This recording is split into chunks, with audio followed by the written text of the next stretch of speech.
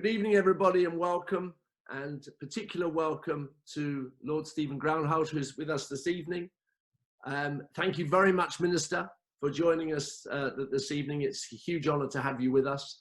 And first of all, let me, in a range of emotions, firstly congratulate you for your elevation to the House of Lords in recent times, but also commiserate with you because I know, like many, many people around this country in these very, very difficult times, you've unfortunately lost a parent during this time. I know you lost your mother in early April. And so on behalf of the Jewish community, we send you long life. We wish you, hope you have a future full only of happy times.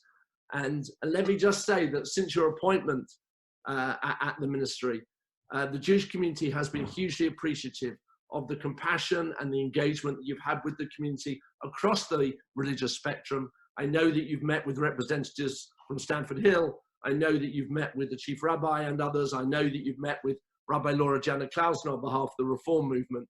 So we're hugely appreciative of your engagement. But let me reiterate, the most important thing is to wish on behalf of the community you long life on the recent loss of your mother. Well, thank you very much. As you say, it's been pretty bittersweet times. Yeah, well, I think that we all have gone through different journeys over this period. And I also know and understand that you're a practicing Roman Catholic, so you'll understand from a faith perspective how the differing faiths are having to deal with the lockdown and the effects of coronavirus. So maybe we can start by you explaining how you think the government is able in these wholly unusual and complicated times to be able to flex rules for different religions, because as we all know, each of our religions, whilst maybe praying to the same God, have different ways of going about that. Well, Jonathan, let me just say, I know that you've also had a loss, and we discussed this before we went on air. And you know, I don't have such a great phrase that, you know, as long life, but I wish you long life as well. We've both gone through the mill, and we both know what that means to lose a parent. And I think whether you're in public life, as I am again now, you know, or like you, an important pillar of the community, what we need to do is balance safety and the ability to protect and preserve life with our understanding. And it was actually the Chief Rabbi that said that on the call. He mentioned some Harvard data that showed that actually faith matters, and that you live longer through that quality of life and that spiritual renewal that you get from faith. So I think we're always balancing those two, you know, those two desires, if you like, preserving life but enabling people to fully practice their faith. I think that's right, and I think we've seen that across the community. One of the things that we've been very proud of in the Jewish community, and I'm sure has been true of other faiths, has been the innovation that our leaders have brought, and our rabbis and our teachers have brought to this time over the last few weeks, to ensure that people remain engaged with their faith, engaged with their communities, and engaged with each other. And it's something I think we should be proud of. I think everyone, all faith groups, and of course the Jewish community, but all faith groups have done an amazing job moving online and virtually, because all places of worship are closed. And as we, you know, start to release and look at opening up places of worship, which is the mission of the new COVID Roadmap 19 task force, we've got to recognise just what we've achieved in a short time. So I commend, you know, the Jewish community, but all faith communities, frankly, and even belief communities. I've met some of the belief communities. My God, there's so many different entities that, you know, you need to consider. But I have to say, it's been what we probably moved more digitally in the last month or two than we would have done, you know, over a period of a decade. So in that sense, that, you know, that anything comes out of this tragedy, if you like, we've learned how we can continue that spiritual journey through you know, by virtual means. And you've created your own TV station, of course, which is commendable. Oh, yes, well, which we're using this evening. So when you look through the government's plans for easing the lockdown and hopefully slowly bringing us back to some level of normality, without committing to dates, because I know it's impossible to do that at this point in time, how do you see places of worship fitting into that process? And obviously the difference between private prayer and public prayer in that regard. Well, first of all, I think we need to recognise that government needs to recognise faith communities as not lack of the queue. It'd be wrong if we ended up a process where pubs were opening up, restaurants were opening up, but places of worship were closed. So, you know, by having this one of 5 task forces. I think this government, under the leadership of my boss when he was mayor, and now our Prime Minister Boris Johnson, I mean, I worked with Boris for 4 years, he's putting faith at the right at the heart of the roadmap for recovery, which I think is great news. So it won't be at the back of the queue. It will be, it's got the appropriate government focus, led and chaired by the Secretary of State, and I'm be chairing the next task force on Wednesday. So that, I think, is important. The second thing is, we've got that big discussion about public worship, and that looks like it's something that won't happen until early July at the earliest, but that's always under constant review. So we've got, the alert systems and the R rate. We're all learning about these indicators, and frankly, we're at the mercy of those, quite frankly, about when things happen. But let's assume that it won't happen before July. And then, as you say, there are issues that have had considerable representations on, and they are from different faith groups, about when individual prayer, or we would call it private prayer as Roman Catholics, and I don't know if there's what the equivalent is within the Jewish community, but everyone uses slightly different words. But that is one element that might happen before public worship, and that needs to be looked at first. As a way of that regard, you see, yeah. and because we're being broadcast, we have... Sorry about this. Sorry. My phone, please. Sorry, it's off. Apologies. So we have opened up this opportunity to people to ask me questions that I can ask on their behalf, which are quite particular. So maybe we can just pick up on prayer in that regard and ask one of the questions that we've been asked. As I'm sure you've learned by now, that for a wide spectrum of the Jewish community, 10 people are needed for prayer. And actually that can happen anywhere. That can happen in a park, that can happen in a car park. When do you feel that actually 10 people congregating together, appropriately socially distanced, would be able to occur within that time frame? Well, I think we can assume that that is different from public worship, when much greater numbers would come. And that needs to be handled in the earlier rounds of opening, because I think all the faith leaders, from the chief rabbi and others, are talking about marching in step. But not every religion will go the same way. We have to create the guidelines so that it's possible for those things to happen with the input from Public Health England. But there's no reason why that couldn't be an earlier phase for public worship. And that's the reason why we're holding these weekly task forces, for that very reason.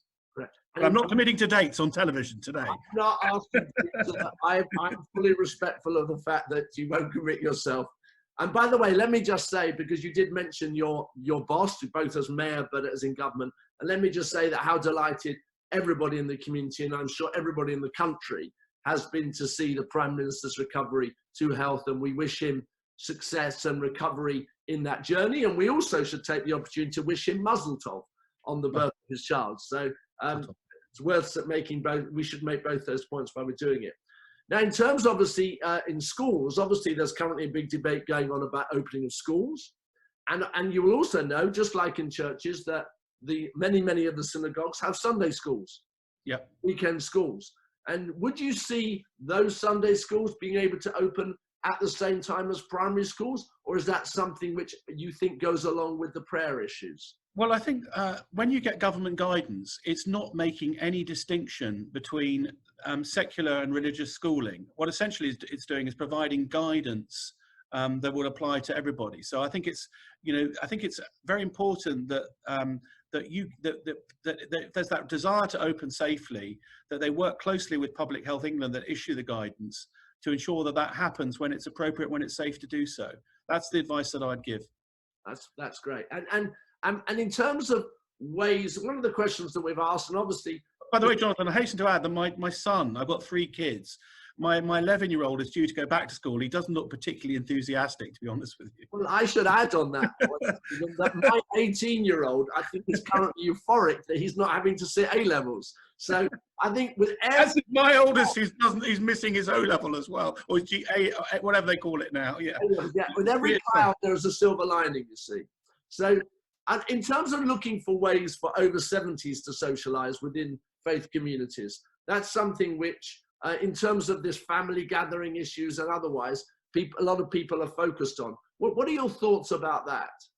Well, I think we have to think about age, because obviously there's the social interaction that it's important, but also let's take the Church of England that have 15,000 church buildings. The workforce that clean those buildings is largely over 70, and that's a social activity for them. They'll meet their friends and they'll also clean the church.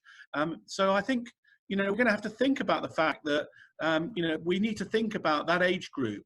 And what we can do to ensure that they get what they want from their faith, and also the social interaction, but it's also happens safely. I mean, I think that's, again, another thing we need the appropriate guidelines for. I agree. Now, one of the areas that I know the Chief Rabbi discussed with you, and I know also that the Stamford Hill community has raised with you, is the whole issue of weddings. Yep. And also in the Jewish religion, the whole issue of consecration of graves and the conduction of funerals. But dealing with weddings first, the way that the Jewish world works, there's a hiatus in the Jewish year for 7 weeks, where for most of the time weddings don't happen. And normally, certainly in the very religious world, there's a glut of weddings post a festival. I understand that, and it's coming in June, isn't it? I mean, you've had your so April and May wasn't a problem, but June then becomes the issue. I've had that representation several times, I hasten to add. For Pentecost, Shavuot, as we call it, not this week but next week,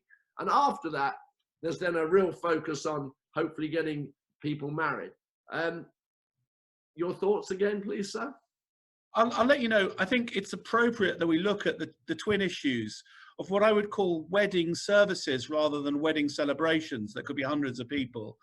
But we look at wedding services in the context of individual prayer, as you described, but also funerals, which of course are permissible under Public Health England guidance. So I think we need to think about that in the round alongside individual prayer. And, the community, the Orthodox community has made very strong representations about timings. And I think what we do need to recognise that government needs to march in step for all faiths.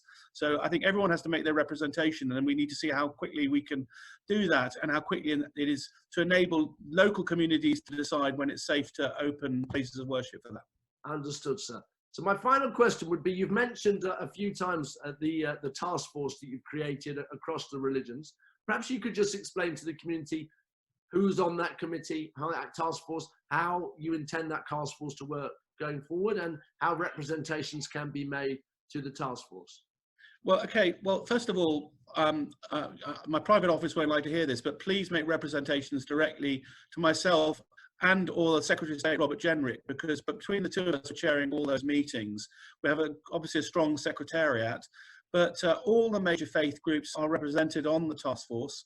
Obviously the Chief Rabbi for the Jewish community. We also have the Archbishop of Canterbury and Cardinal Vincent Nichols for Roman Catholics, and then we also have representatives from the Hindu community and the Sikh community as well, and the Muslim community. So, all major faith groups are represented.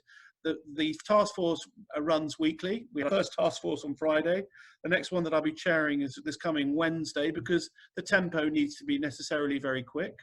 And we're very keen to have representations, but it doesn't all have to happen at the task force because they're casts of thousands. I'm very happy to hold individual or small meetings in the run-up to particular meetings to go through issues, and also to hear written representations, or read rather than read written representations as well. That's very kind. Oh, that was slightly not moron to speak written representations, whatever. You understand? Understood you, sir. So let me close by thanking you for your time in hugely busy times. I don't think there's anything else particularly that you think you'd like to cover, but if not, I will thank you for your time. Thank you for your commitment to the community. Thank you for your commitment to ensuring that, as we are being alert and as we are being sensible, that we are able to come back to some level of normal religious life as soon as possible. Well, if I could just say, as a new faith minister, my wife says I'm the F&F minister, that's fire and faith. But I really want to thank the Orthodox community and what you contribute and have contributed during COVID, but also and will contribute for our recovery. It's very important we do recover for our children and our grandchildren. And I'm looking forward for continued engagement and enjoyed my time with you. Thank you very much. Thank you very much. Thank you for your time. Thank you.